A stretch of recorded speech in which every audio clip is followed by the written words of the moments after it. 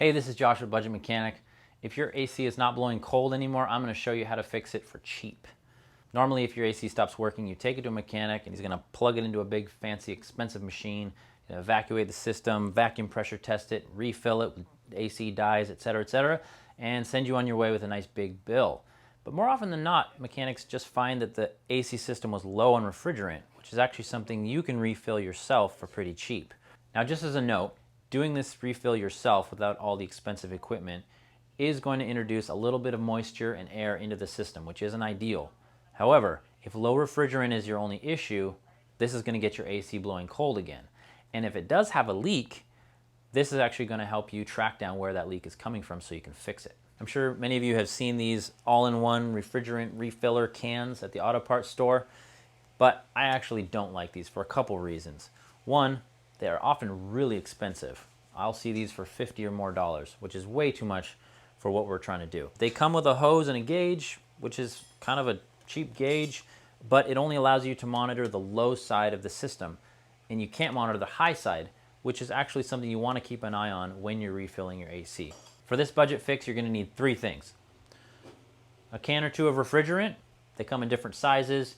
You can figure out how much you're going to need, and it's the same refrigerant that's in the can with the hose and the gauge, but all it is the can.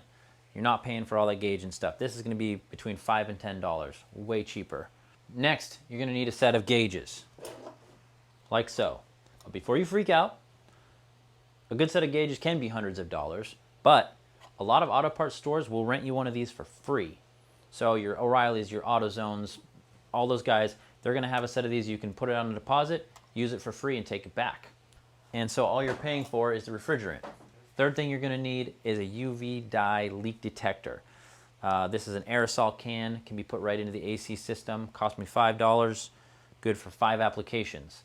Sometimes you can get the actual refrigerant with UV dye built into it, and that's great too. All right, the first thing you want to do is get the hood open and find your high and low pressure ports to plug your AC gauges into. Every vehicle is different where these ports are located, but essentially you want to look for these aluminum lines, and one of them is bigger than the other, so you can't get them backwards. So on this truck, low pressure is right here, and the high pressure is out front, in front of the condenser. Before you hook anything up, you want to make sure that all of your valves are closed. So make sure these are closed.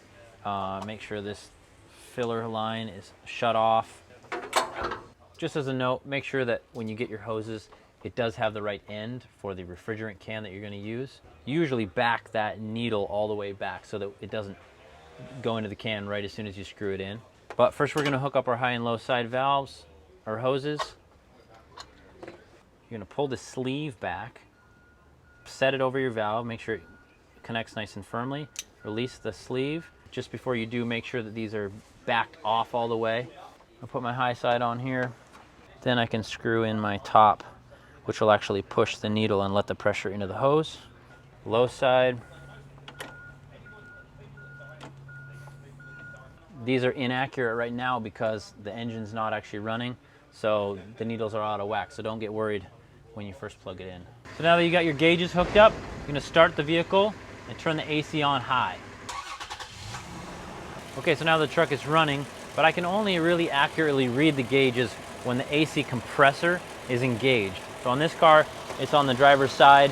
So the way I'm going to check that is by looking down and physically looking at the pulley on the end of the compressor, whether the center of it is spinning or not. So if the vehicle is on and your AC is turned on but the compressor isn't spinning, it could just be that the system's really low on refrigerant, and that automatically keeps the compressor from running.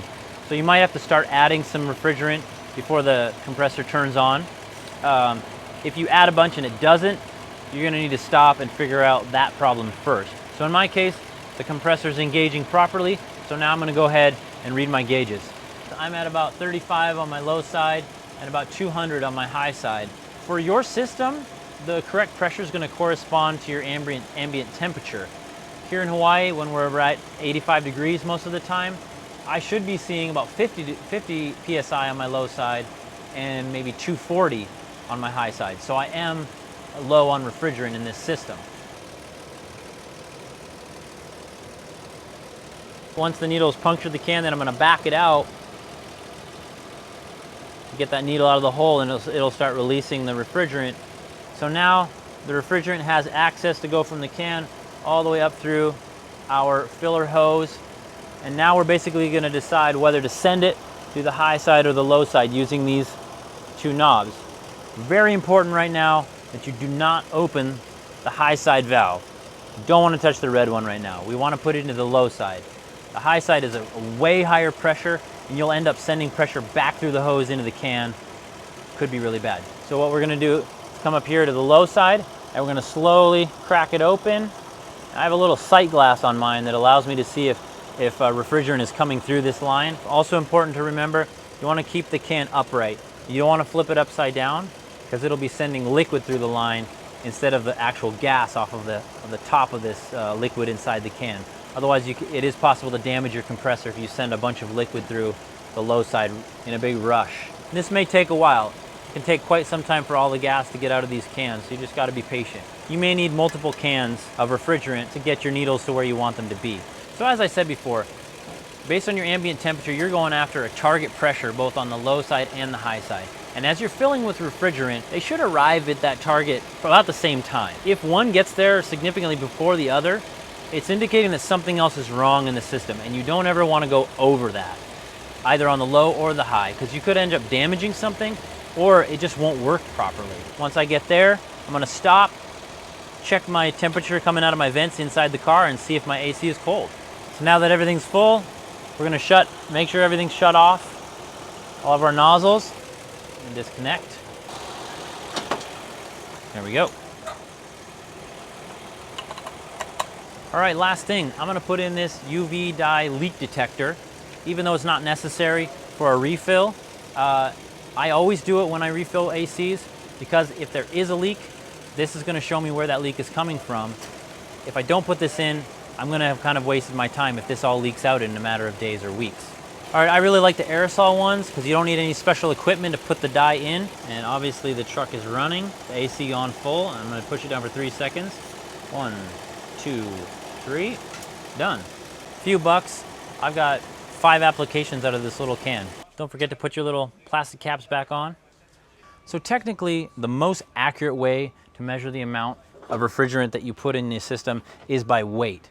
But you need special equipment in order to do that, and to be able to measure the weight of what you're putting in.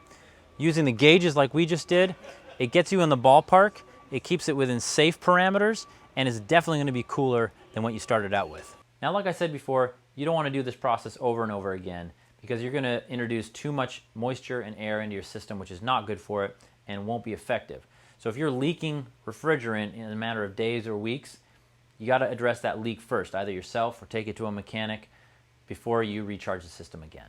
Hey, hope this was helpful. Thanks for watching. Please subscribe and like and comment and alert.